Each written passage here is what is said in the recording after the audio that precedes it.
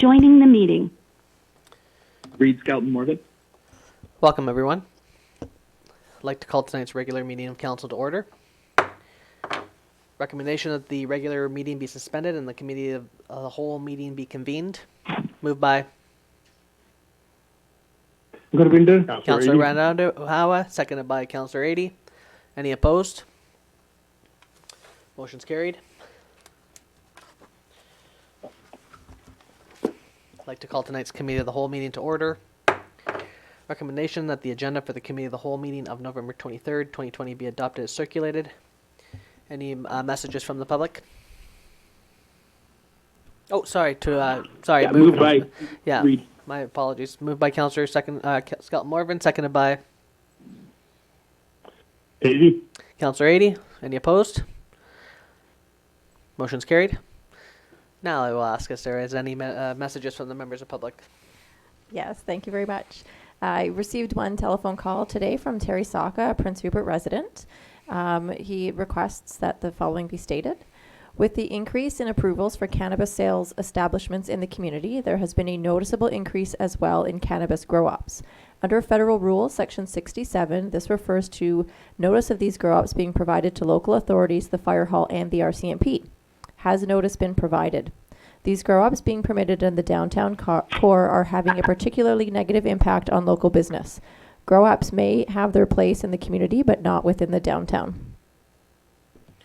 Do we have any comments for that? I can note that staff have been in communication with the RCMP and are working on the issue. Okay, so we have a process in motion for those. Okay. Was there any other communication from the public? Okay. So I'd entertain a motion to adjourn and reconvene the regular council meeting. Moved by Councillor Skelton. Gurvinder. Moved by Councillor Skelton Morvan, seconded by Councillor Randhawa. Any opposed? Motion's carried.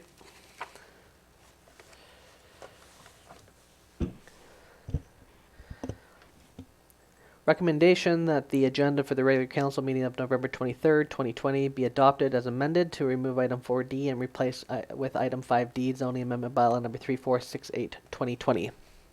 Moved by Councillor Skelton Morgan. Joining the meeting. seconded by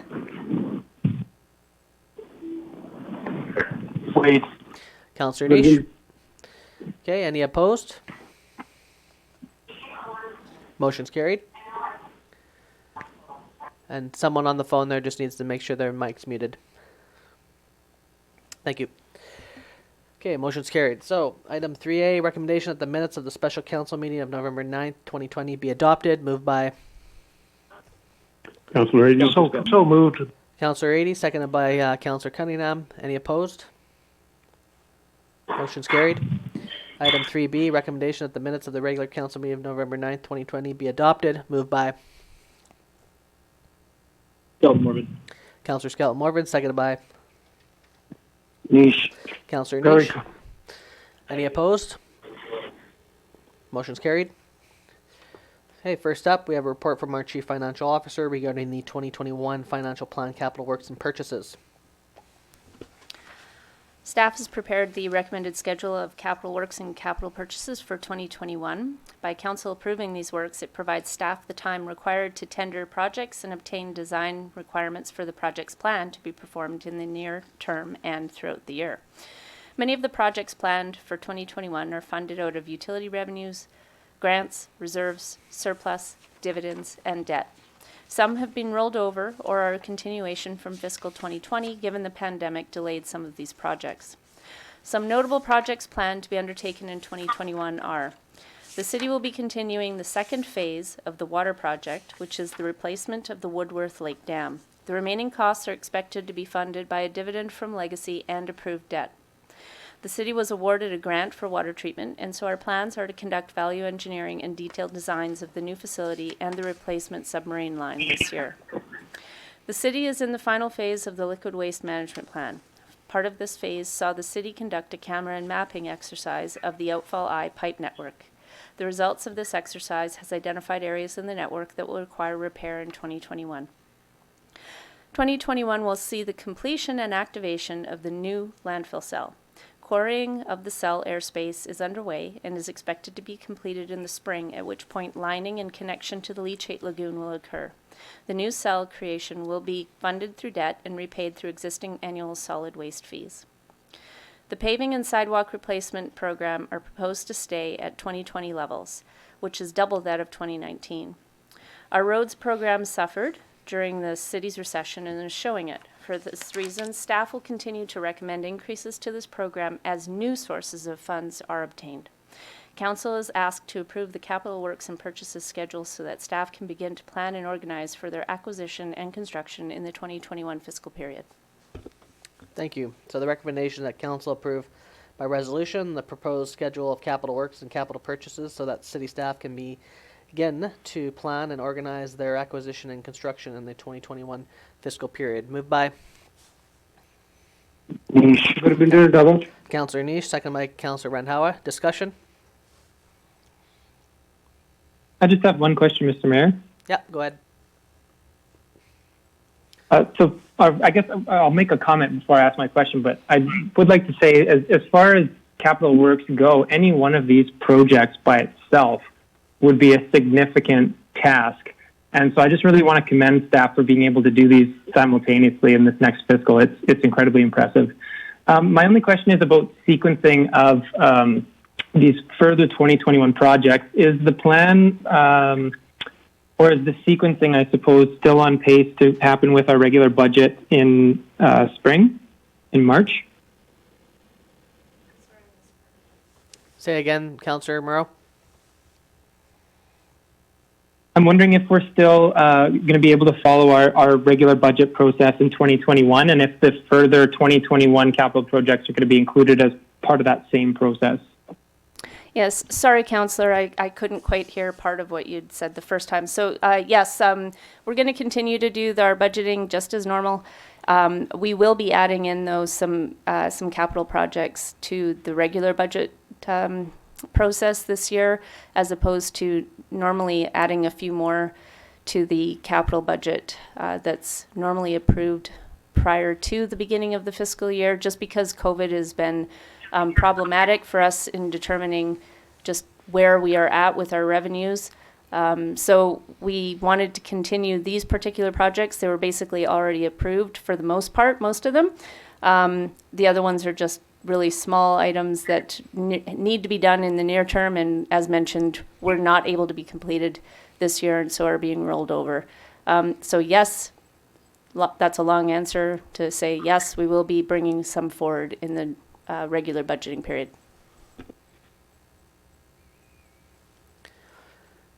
Any other questions?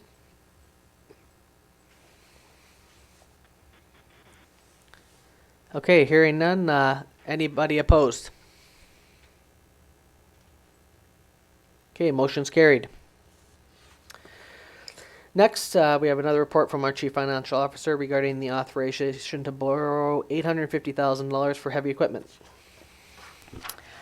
In the 2020 financial plan, Council approved capital spending through short-term financing for heavy equipment required to be replaced in the Public Works Department.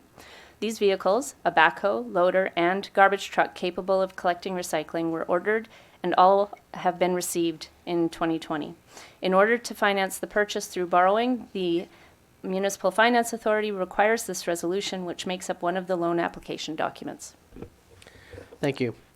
So the recommendation is, whereas under Section 175 of the Community Charter, a council may incur a liability, and whereas council adopted the 2025 year financial plan amendment bylaw number 3457/2020 on October 5th, therefore be it resolved that council gives authorization to borrow from the Municipal Finance Authority at $850,000 for the purchase of the backhoe, loader, and garbage truck, repayment of which to be made over 5 years with no provisions for renewal. Moved by Councillor Skelton-Morvan, seconded by Councillor Niche. We'll have a discussion. I have a quick question. So the garbage truck that's able to do the recycling, and we're going to begin a curbside recycling program. What does the staff have any indication on when a program like that's going to begin? We're hoping that it'll begin in 2021. We still need to get some things arranged with the regional district. Okay. Other questions?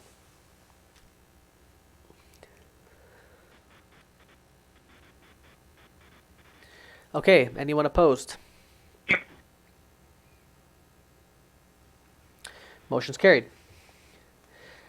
Next, we have a report from the Manager of Economic Development and Transportation regarding the airport ferry bus transportation service. Thank you, Mr. Mayor. So currently, the airport public transportation provided to and from Digby Island, the Digby Island Airport, is through a service provider whose contract will cease December 4th, as they will no longer be operating the community. As such, an RFP was posted to BC Bid. The bid closed and we received one bid for services. This bid was received from PW Transit Canada Ltd. The City of Prince Rupert requires ground transportation to and from Digby Island Airport for every passenger arriving and departing Prince Rupert. All costs as proposed in the RTC are competitive, within 10% on average relative to the current cost. Additional savings per passenger may be seen based on the return of larger aircraft and more frequent flights post-COVID-19. Okay, the recommendation that council approve the recommendation of staff and award the airport bus public transportation contract to PWT Transit Canada Limited. Moved by I move to Gurvinder Randhawa. Councillor Randhawa, seconded by Councillor Scott Morgan. Councillor Cunningham. Councillor Skelton Morvan. Discussion? Gurvinder Randhawa, I have a question. Mr. Mayor, I have a question. Go ahead.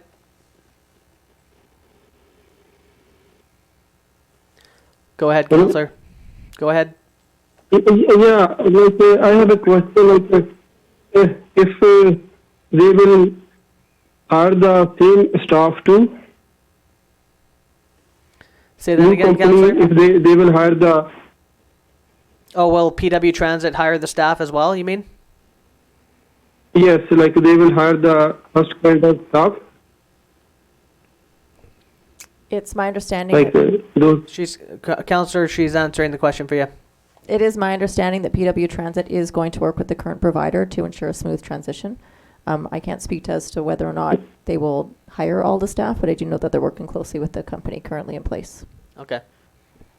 Yeah. Thank you. Other questions?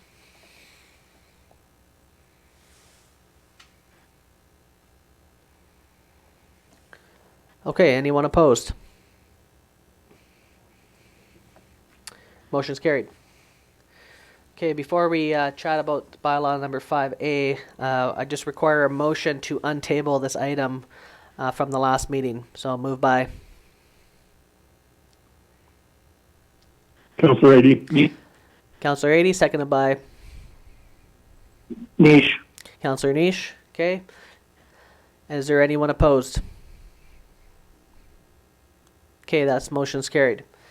So now we'll move on to the report from the Chief Financial Officer regarding the Water Utility Management Amendment Bylaw number 3463 2020, Sanitary and Storm Sewer Utility Management Amendment Bylaw number 3464 2020, and Solid Waste Management Amendment Bylaw number 3465 2020.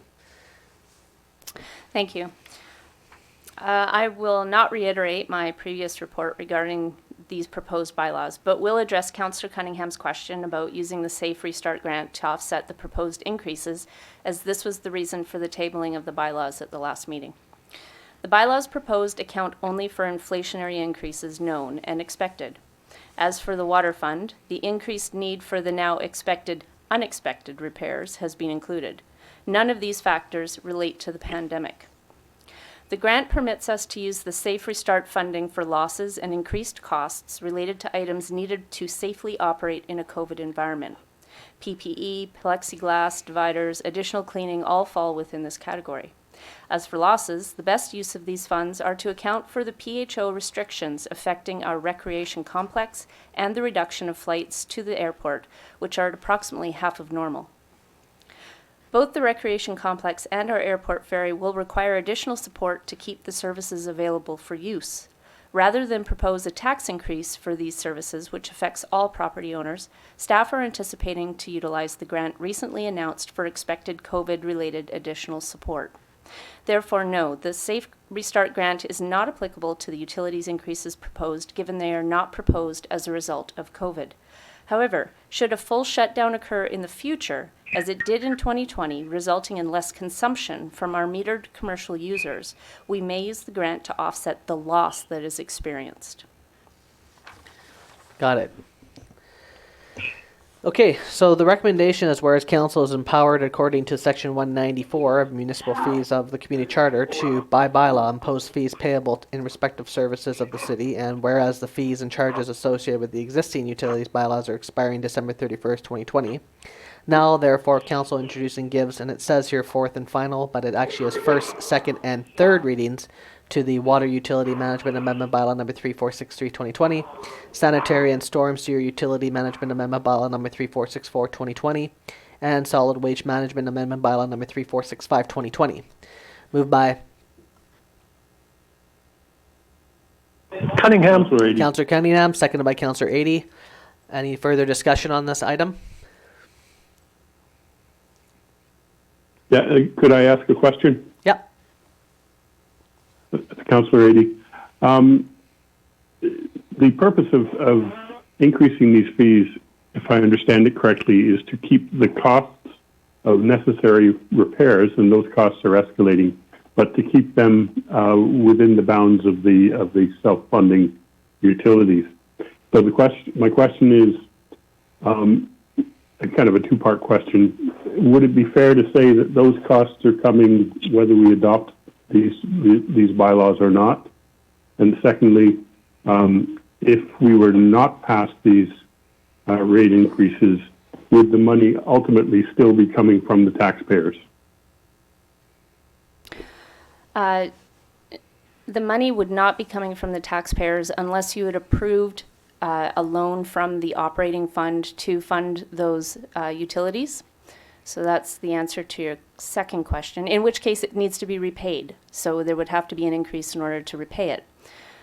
Your first question, could you repeat it?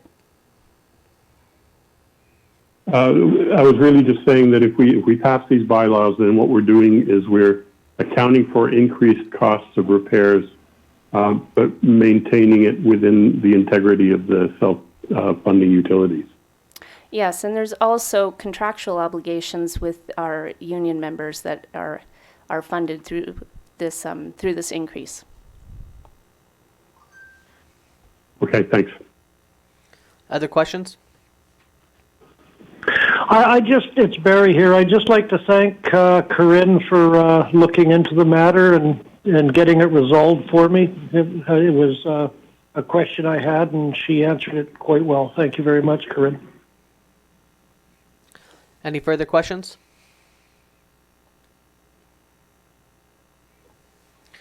Okay, anyone opposed? Motion's carried. Next, we have a report from the Chief Financial Officer regarding the Cemetery Fees and Charges Amendment Bylaw number 3467/2020. The current cemetery fees and charges bylaw will also expire at the end of 2020. The proposed bylaw is intended to be in effect for the year 2021 and includes a couple of changes. The fees have been increased by 2% to cover the increased cost associated with performing the services.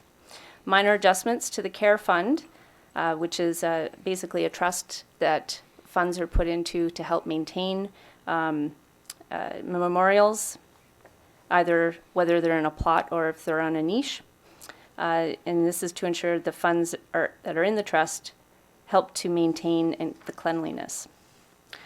And the next change is that all Columbaria niche nameplates will be charged at cost plus an admin fee reflecting the cost for service. This change allows a customer the flexibility to pay for the style that is right for them as it relates to the new Columbaria, which will be installed in 2021.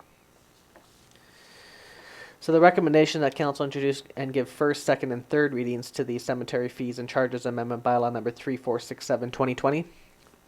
Moved by Councillor Skelton Morgan. Councillor Marvin, seconded I'll by second it, Barry. Councillor Cunningham.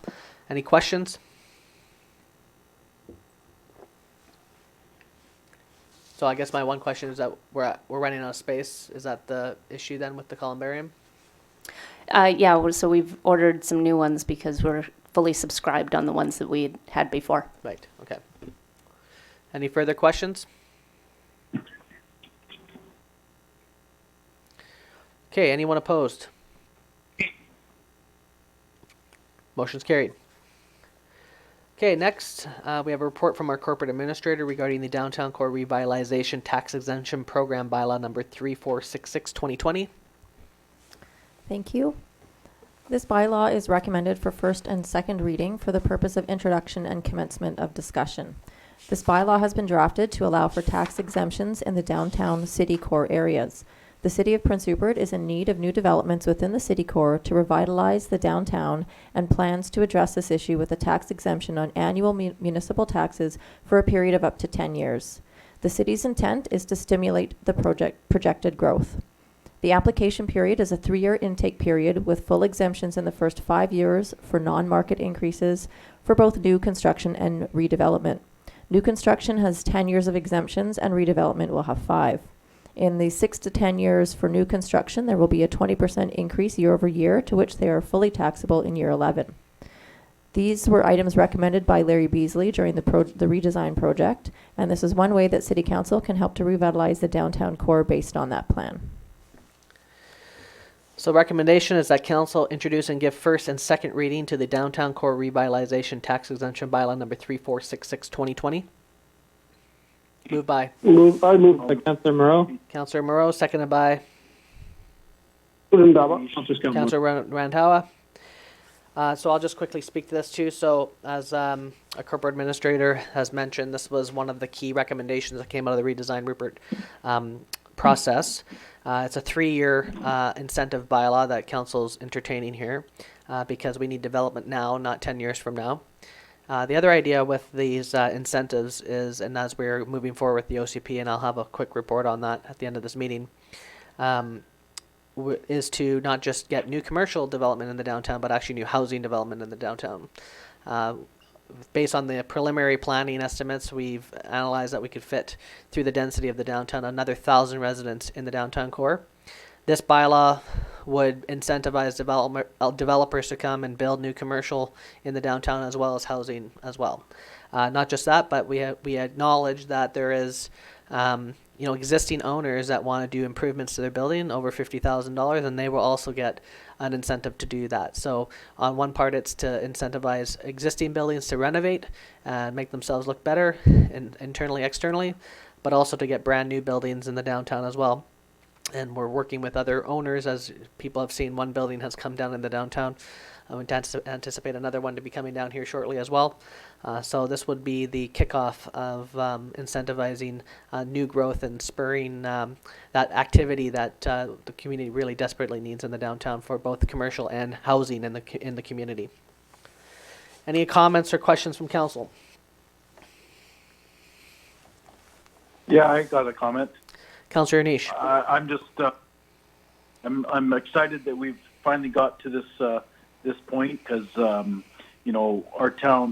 our town has struggled for years, and it's gotten better in a lot of ways, but our downtown has continued to struggle, and building in this town is not as easy as one may think. It's a lot harder than other places, and I really think that this is going to put us over the top for people wanting to invest in our downtown by giving them a good break on a lot of different things through permitting and also through just tax breaks, and I look forward to seeing some new buildings and some new developments happen if this makes it through the fourth and final reading. I'm assuming in our next meeting. Thank you. Other comments? I've got a couple of comments here, Mr. Mayor. Okay, we'll go Councillor Adey, then Councillor Moreau. Okay, I think when you're considering something like this, you have to run it through a couple of filters in the way that you think about it. And I think in this case, I would say that we need to look at it from the perspective of finances. Does it make sense financially for the city? Does it make sense for the general public? And does it make sense for the developers that might apply to the program to renovate or build new buildings. So that's the one piece. The second piece is, does it help us achieve the goal, which we've heard loud and clear. It was certainly throughout the redesign Prince Rupert process, but we hear it all the time that people want us to spark something in the downtown.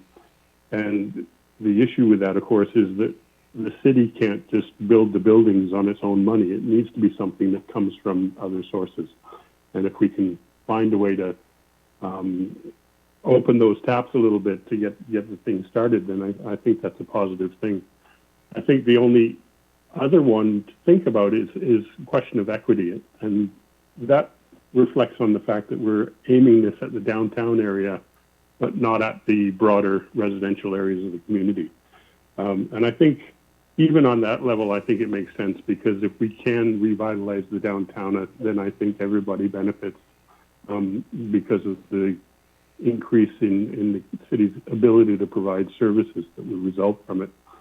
So I think if we pass it through those filters, it's maybe one of the best shots we've got to do something about the problem that is most often identified by both residents and visitors alike, and that is a way of revitalizing the downtown. Thank you, Councillor Adie. Councillor Moreau. Thanks, Mr. Mayor. I would just start by saying, obviously, I'd like to echo and agree with Councillor Nisha and Councillor Adie. This policy in particular, downtown revitalization, and this tax exemption policy in particular, even since I was a young and naive, shorter-haired version of a 23-year-old at the time, this has been something I've been super passionate about, and why I wanted to get involved in council in the first place. Because from my perspective, for any community, downtown is a reflection of how we see ourselves. And despite all of the port-related growth that Prince Rupert has experienced over the last few years, as a community, we still seem to have a difficult time acknowledging and recognizing that our worst days are behind us. And from my perspective, not only is the downtown reflection of how we see ourselves, but downtown should be designed for public benefit. It is in the public interest to focus revitalization efforts in the downtown. And this particular exemption bylaw, it's a proven and effective tool in the municipal toolkit. And I'm not going to repeat all the reasons. I think we all agree on all the different shared objectives around, housing and, attracting new businesses, encouraging existing businesses to renovate. A big thing for me is that it's consistent with a world-renowned city planner, Larry Beasley, and his team coming and building a huge consensus through a huge variety and diversity of stakeholders on this really important priority. And I think to Councillor Adie's piece around the financial filter that we've got to put this through, one thing that I'm a big proponent of is cash-neutral investment. So in this case, it's not cash out for the city. It's not increasing our operating budget. It's essentially foregoing tax increases that wouldn't otherwise have been there in the first place if these developments, either new buildings or renovations, had taken place. So as we move forward in kind of refining this bylaw, before we reach third reading, I've just got three kind of suggestions or things that I think we should look at in a little bit more detail. So around what the corporate administrator mentioned around the percentage of laddering increases over time, the way that I read this is essentially if you have a 10-year exemption, it makes sense to have that incremental increase so that you're not paying 0% for 10 years, and then you get the sticker shock in year 11 of paying your entire tax bill. But there isn't any laddering for 5-year exemptions. So that's one thing I think we might want to consider is the same issue could occur is if someone has a tax exemption for 5 years and year 6 they get their entire tax bill. I think we just need to be really clear with the types of development and that the developers are clear on that front. The second piece that I think we need to look at a little bit more detail is the concept from Vision 2030 around what was called Midtown, which is basically 5 corners of City Hall. It was supposed to have a serious new focus on multifamily condo apartment developments which has consistently been identified as one of the major housing needs in Prince Rupert, with basically the idea being kind of neighborhood commercial, whether that's grocery or convenience. Whereas what was called kind of uptown or downtown would be your core commercial. So the way that it's currently written, I think we need to be a little bit more precise and a little bit more targeted with our incentives so that we can make sure that we're trying to cluster as much housing, multifamily residential in what's called Midtown, and as much commercial development in the uptown, downtown sections. Because I don't think we want to risk further perpetuating the current problem that we have. One of the biggest takeaways for me from Larry Beasley's analysis is that our downtown footprint is effectively 3 times too large. And so the current problem is with that kind of missing tooth syndrome where you have pockets of vibrancy interspersed with vacant lots and buildings. So that's something I'd like to look at in a little bit more detail. And then the third piece, this might be a question for staff or just some clarification that we could get. My reading of the development fees being waived, the way that it's currently written, is basically a kind of a carte blanche elimination of fees for every kind of development permit, official community plan, rezoning in the downtown core within this prescribed zone. But I want to understand if it's a complete elimination of those fees for 3 years, or if it's only the waiving of fees for those developments which meet all of these criteria and actually enter into a tax exemption agreement with the city. I think for your last question is that's correct. Basically, it would be for each development, right? Correct, within that zone. Yeah. Each one that applies for the tax exemption and they qualify. And I think we can make some further discussion around the Midtown piece, because I believe you're correct on that. And I think there's probably a way to incentivize housing, particularly at a targeted lens, but also some sort of incentive for commercial, but maybe in an opposite direction, so that it's more tailored towards housing than it is commercial. So that could be something I think we can discuss for the third and fourth reading, and we can do some analysis with the staff, with the planner, to see what changes that can be made there. But I know for the 5-year laddering thing, I think one of the reasons why there wasn't a laddering, and maybe staff can correct me if I'm wrong, is that on the renovated 5 years, it's within the assessed value change. So if a building right now is worth, say, $400,000 downtown, and then they do a renovation, and then their assessed value gets to $600,000, they're getting a 5-year break on that $200,000 change within their assessed value. Is that correct?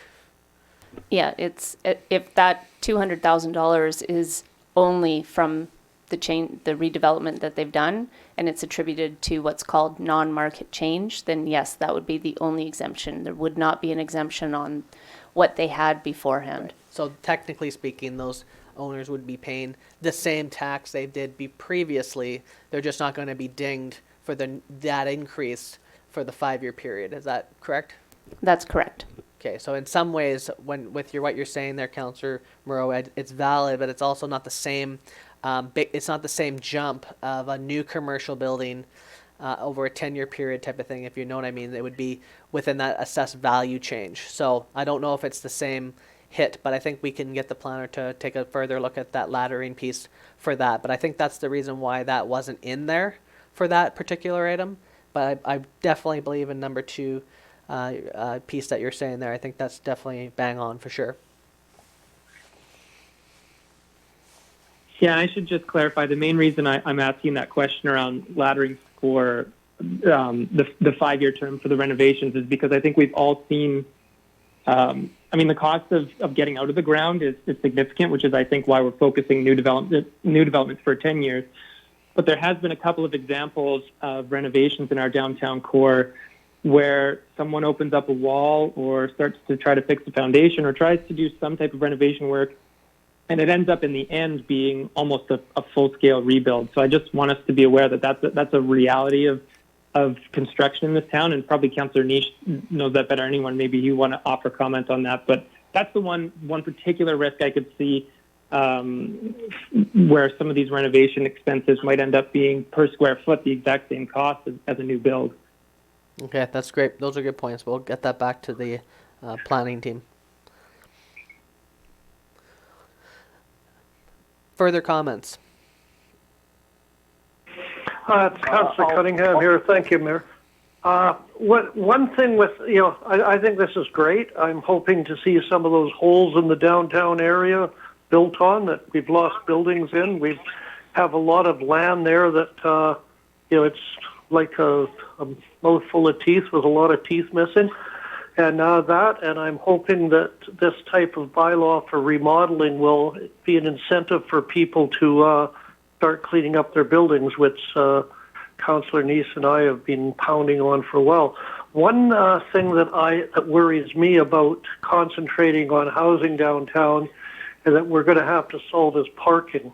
It's already a problem downtown. If you start introducing people living downtown, so there might be a way of looking at an incentive for people that are developing downtown and putting in some parking places here and there. That's just another thought to go with this. Thank you. Thank you. And I know parking is something that the team's addressing and moving forward on as well, so we'll have more of that in the new year as well. Other comments? Councillor Niche. I would like to just add, as Councillor Moreau was saying, that, when it comes to repairing old buildings and the costs, actually most of the time the costs are more to fix an old building than they would be to actually build a new one. So, the incentive, the laddering incentive, or the laddering on the incentive is probably not such a bad idea for the 5 years also. I don't disagree with him on that. So it's definitely something that it could be looked at also, because the reality is that it's usually more money to fix than it is to actually build new. Thank you. Other comments? Hi, it's Gurvinder here. This is a great another step to revitalize our downtown after RCMP we bringing to town and giving incentive to developers to build housing. I think this will benefit our community for big time. So I'm in support of this motion. Great, thank you. Anything further?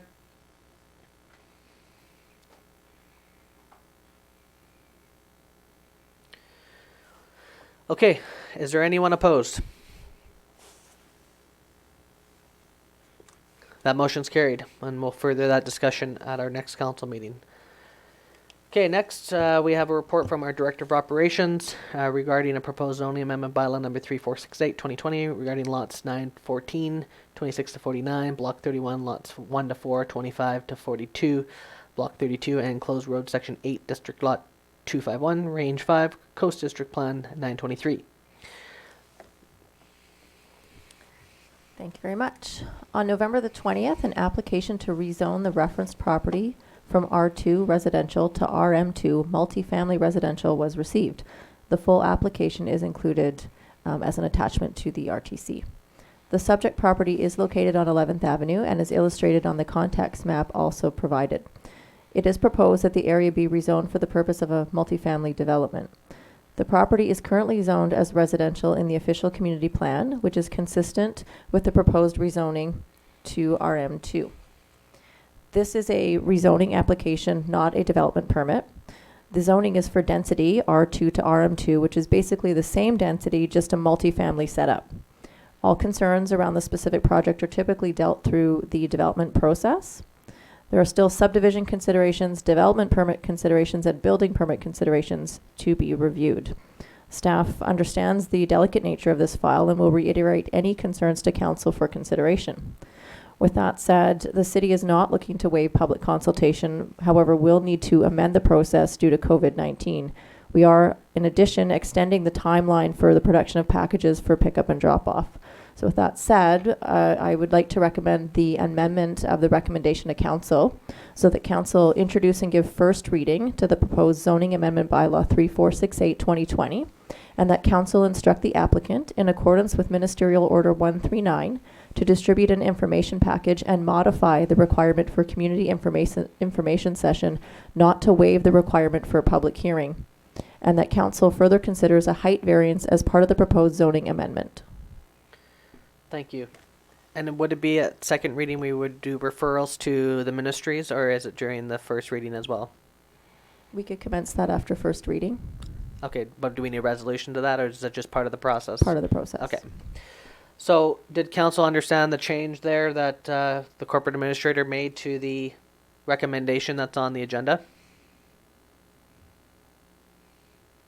So essentially, Yes, the change is that rather than, it's not meant to say the waive the requirement for public hearings, to modify for the requirement for the information session, because we're in COVID, so they'll have to change how they go about doing that, which will most likely be virtual. So it's just to do an information session or information package as well as a information session, correct? Correct. And just to clarify, so the first reading is an introduction of the zoning bylaw or zoning proposal. Then there would be an information package or session with the community.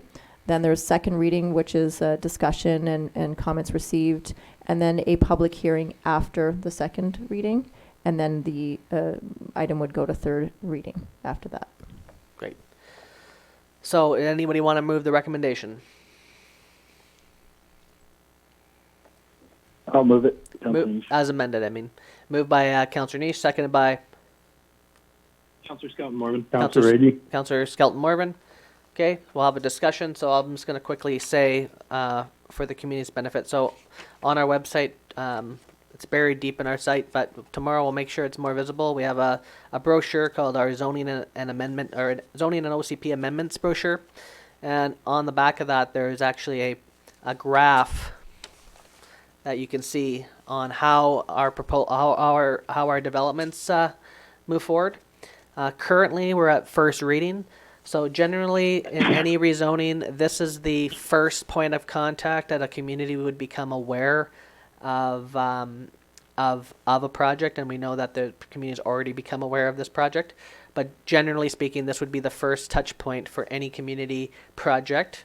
Now what will happen is, based on this resolution, if approved by council here today, there'll be an information session, information packages that will be sent out to households within the radius, the legal radius, and I believe we even extended that to 100 meters.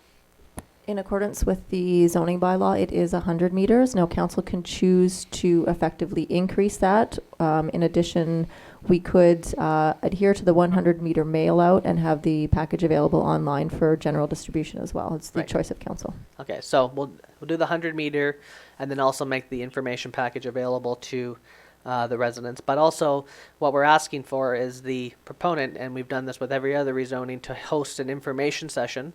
And most likely would have to be virtual at this point, but the proponent then would actually do a presentation to community members who are interested, residents that are around the area, and they will go through a presentation, explain what they're proposing to do, and then at that session, generally, there's a question and answer where residents and community members are able to ask questions of the proponent and have a back and forth and be able to just kind of think out loud and talk out loud with the proponent. Now, generally what's happened in the past is, based on that information session, before it comes to second reading, proponent may make changes to their proposal or their designs based on community feedback. So whether it's trail enhancements, whatever it may be, that's on the proponent to do. Currently, council's just in review of this project. At second reading, we'll get information back to council, and then council may ask for further changes. We may ask for different amendments to this project based on the feedback we got back from the information session. And then after the second reading, if council moves forward from there, there's a public hearing. So at the public hearing portion, that is where we collect the entirety of the feedback based on the final designs, I guess you could say, of the project. So the community members, when it comes to letters or showing up and doing and expressing your support or not your support, whatever it is, your views, that is when we collect all that feedback. So we've had some letters already, and right now is not necessarily the time in the process for letters and that type of thing. It's more at the public hearing piece after all the information has been kind of distributed and the community has time to talk to the proponent and council gets all the information. And then after the public hearing, council will then make a deliberation based on all the views and inputs that we've gotten. And so, just so folks are aware, council is legally obligated to keep an open mind. Anyone is allowed to propose any project of any nature in Prince Rupert. and if it requires a rezoning, council has to go through that process in a legal manner. In that document I mentioned to you on the internet, on our website, the OCP zoning bylaw brochure, that has a graph where you can see the entire process. So now, if council moves forward today, there'll be information packages sent to about 100-meter radiuses within the area there. That'll also be available online, but also there'll be an information session with some advertising around that as well.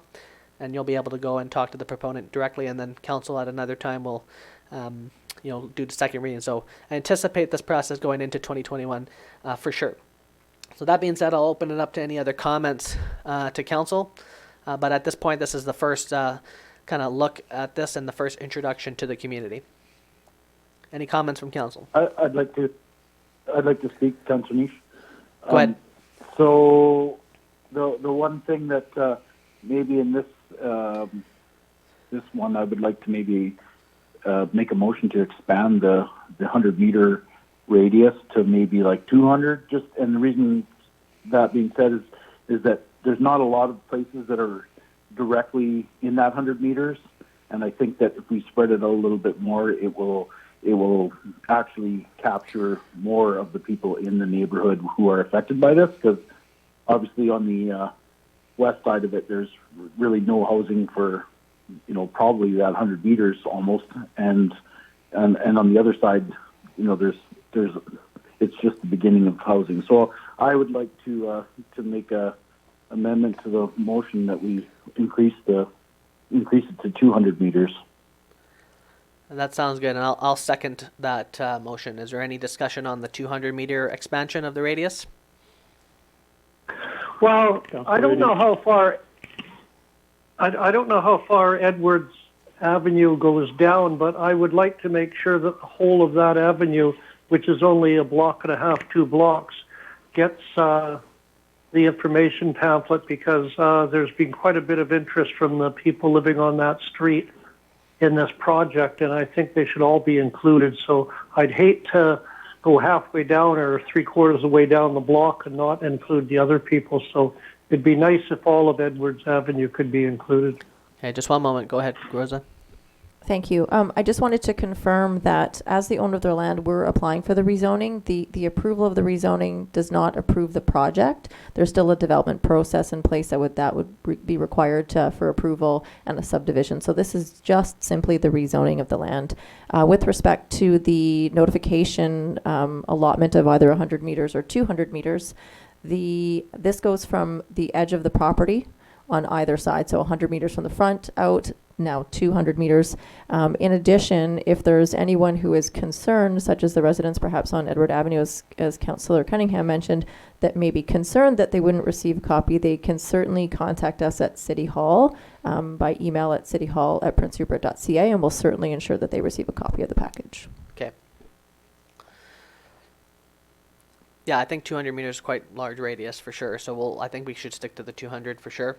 Is there any other comments on the radius amendment? Okay, is there anyone opposed to the amendment? Okay, that's carried. So we've added a further 100 meters to the radius of notification that will go into the actual mailbox, on top of people being able to contact City Hall for that package, on top of it being available online, and then there will be also a information session held by the proponent as well for around what the project entails. So the motion on the floor then, is there any other further comments about this first reading and where we're at with this project? Just a quick question, Mr. Mayor. It was just referenced. The reason that the city is the applicant, just so I understand, is because we're going to retain ownership of the land, and this development would be made possible through a lease if everything or if everything comes to fruition? Correct. It's the same type of thing we did with the Crow's Nest Lodge, I believe. They just didn't have to rezone that property because it was already appropriate zoned.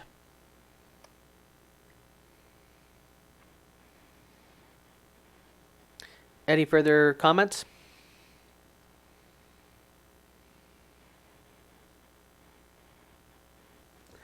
Okay, hearing none. Is anyone opposed?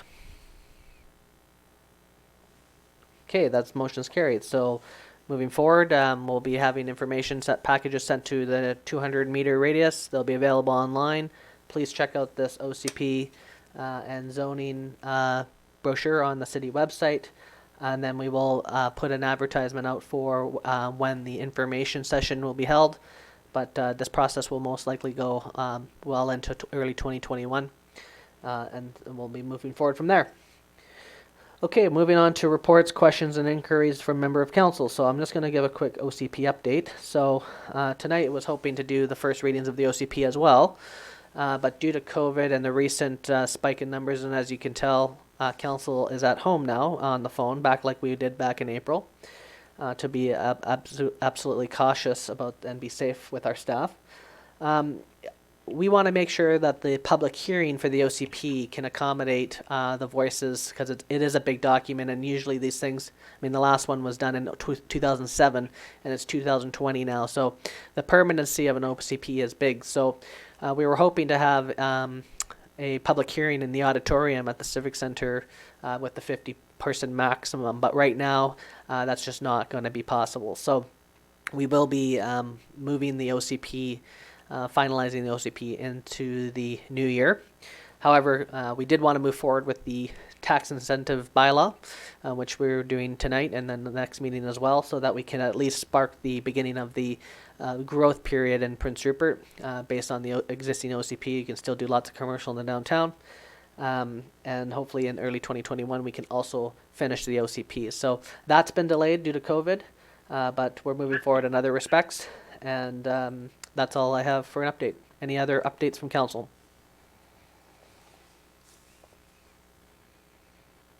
Councillor Cunningham here. I'd just like to mention that Northern Health now has a mammogram technician at the Prince Rupert Hospital that you can make appointments for mammograms. We were lacking this for the last year and a half, and Northern Health has come through now with a technician. And they've also, they haven't finalized it yet, but they're going to provide bus service for people that want to go to Terrace for appointments for ophthalmology. And they're finalizing where you can go down on one morning and come back that night. And they will try and arrange so appointments for Rupert people are all in one day. That's in the works right now. Thank you. That's good news. Thanks, Councillor Cunningham. Any other reports? Yeah, I have a question. Go ahead. To Councillor Rady. Owing to extremely bad luck with our vehicles, I've had 2 Mondays in a row where I've gotten to walk home from one of the auto repair shops. I'm sure they're doing brilliant work. But it got me a good long walk on a Monday morning. And on both those occasions, walking back through town, there was a couple of dumpsters intended for garbage outside one of the businesses. And the dumpster lids weren't closed completely. And I'm sure we've all seen what happens with a garbage can without a lid and our local bird population. And it was just, an incredible mess. So I guess what I'm wondering about is kind of 2 questions. One is, do we have regulations in place that would require the secure closing of dumpsters in the downtown area? And second, given that this didn't take place, who cleans up the mess? Thank you, Councillor. We do have bylaw regulations in place with respect to garbage can lids and dumpster lids, et cetera, et cetera. If you can so kindly email me either the name of the business or the location, I can have that taken care of, and we will communicate with the business to ensure that it's cleaned up and it doesn't happen again. But the worst case scenario is that we clean Thank you, it up. I will. Got it. Okay, any further reports? Can I say something? Yeah, go ahead, Councillor Nish. Yeah. To further that, I'm pretty sure I saw the same dumpster you saw. And that being said, that same area is having a big collection of shopping carts used for packing bottles. And we had this problem a few years ago, Yeah. and I know at one point the city staff was actually picking up these shopping carts, and I think we were taking them to the city works yard and charging some sort of fee for that. So I'm just wondering if this is something that we can look back into again, because I've seen basically on the side street beside the bottle depot, I've seen it where right on the road there's multiple shopping carts, whether they're tossed over the bank, on the road themselves, and now in the parking lot of that bottle depot there, they are constantly piling up. And I don't know if this is something where we have to take it as far as telling these businesses that they need to, maybe we make it a bylaw where they have to install coin-operated carts or something in order to keep, whether it's $1 or if it's a quarter, people will take those carts back when they're getting something back for it. Or if they decide they don't care about $1, there is somebody that will, and somebody will take those carts back. So I'm kind of wondering if there's, if we can maybe enforce something, if we have something still in place, because I believe there was something, and it's getting a little out of hand. And this just is one further nuisance to our downtown. And here we are tonight discussing how we want to make our downtown better. And on the other hand, we need to also be proactive in enforcing our bylaws, whether it's nuisance bylaws by, getting people to make sure their dumpsters are clean, making sure their garbage is not spread out all over the place, making sure there's shopping carts not spread out all over the place, and just in general cleanliness of alleyways. And I think that we need to do our part as a city also enforcing some of this stuff if we want to encourage these developers to come in our downtown and start building nice new buildings, and they don't want that stuff around. So just further to that. Go ahead, Rosa. Thank you very much, Councillor. Our bylaw officers are fully aware of the issue with the shopping carts, in particular with the area that you just noted, and are working on the problem as we speak. Yeah, and I'll just also comment, Councillor Niche, because you're correct. After the incentive bylaws, if council chooses to move forward with them, there'll be 2 letters sent to every business in town. One letter will be that what the new incentives are about, and that there's a carrot now for them, but also another very pointed letter that it's time. We're going to be now moving forward with further enforcement with our bylaws in the downtown, because it's definitely time to start cleaning up the downtown, and it's time to start motivating business owners or building owners, I should say, that it's time to keep a certain upkeep with the buildings. This isn't the 2005 anymore, and you're right. If we're going to start to get developers here and the town's going to start moving forward, it's time for everybody to pitch in, and so we're going to have those 2 letters out hopefully before the end of December. And start to move forward in 2021, because I think we're going to have a huge year in 2021 for this community. Great. Any further comments from council?